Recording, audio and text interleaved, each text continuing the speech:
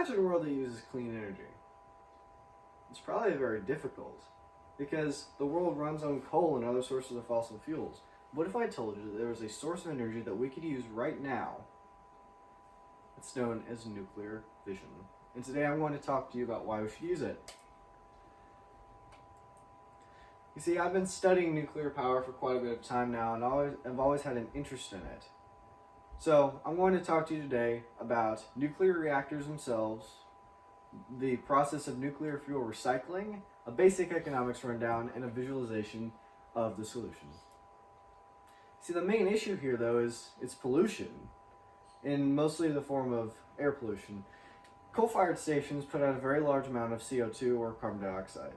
You see, carbon dioxide is a greenhouse gas that, according to some experts, will actually warm the planet if levels are high enough in a theory known as climate change. Here's a quick explanation of what I'm talking about from NOAA, climate.gov. We see the highest concentration of CO2 in the last 300,000 years was 300 parts per million. Parts per million is what CO2 is measured in the atmosphere as. And in 2019, it was 409.8 parts per million. So obviously, we are releasing more CO2 than natural levels. See, in the coming years, we're going to have to solve this problem. And unfortunately, both solar and wind, they don't seem to be plausible at the moment. You see, solar only charges batteries in the daytime, and wind only works when there's wind gusts and weather patterns. And they're very unpredictable. But we have another solution. It's nuclear fission, and it can run almost 24/7, 365 days a year, and we can build it today and in the future, as I mentioned earlier. So, beginning with safety, we have made strides with nuclear energy safety, mostly because of our mistakes in the past. One of those being in 1989, Chernobyl. In Pripyat, Ukraine, Reactor 4 blowing up, leaving a 19-mile exclusion zone of radioactive land around the explosion. But today, most U.S. reactors have a thick hull of concrete, mostly 5 to 3 feet thick, and it protects from meltdown and radiation. Also, new alloys being developed can also help from corrosion. And reactors can be built 19 miles or more away from settlements. So a little bit behind the tech. See, nuclear power works by splitting fissile material, mostly in the form of enriched uranium or MOX fuel. This fuel is in the form of about small pellets about that big. It works by shooting a neutron at an atom, and that atom will split, releasing 3 or more neutrons, and it keeps the reaction going. Now, all this generates quite a bit of heat. So to combat the heat, you need graphite control rods that actually slow the reaction down and keep it from overheating or melting.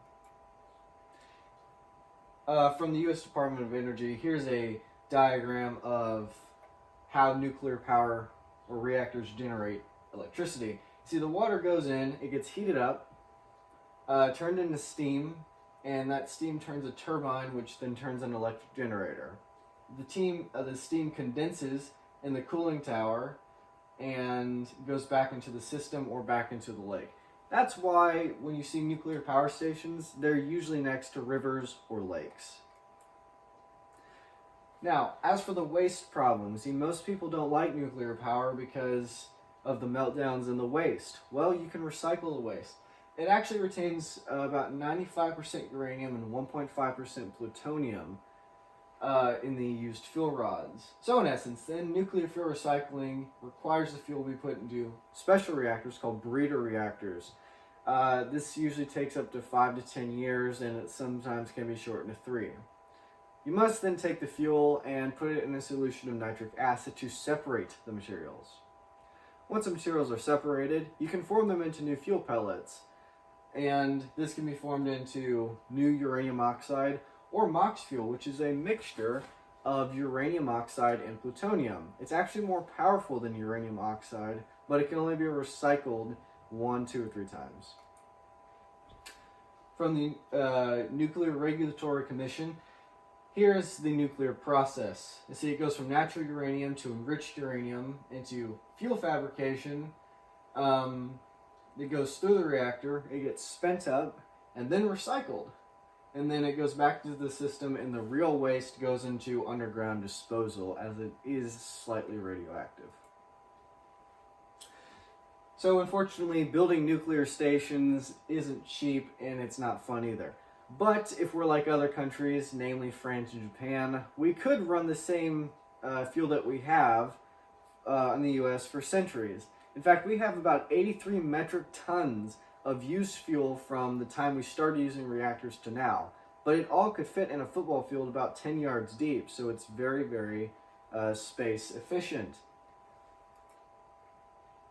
So what can you do in your area? Well, you can lobby for nuclear politicians and nuclear energy, and you can spread the word. And spreading the word is probably the best thing you can do.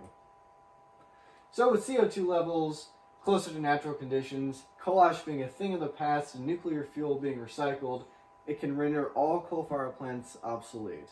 And we can truly achieve the CO2-free world that we strive for. So we all strive to do our best protecting the environment, but it's obvious why we can't sometimes. We rely on fossil fuels to get our day-to-day lives done. But nuclear energy can and it will create a clean energy environment for everybody, alongside solar and wind, making a CO2-free world that we can all enjoy. Thank you.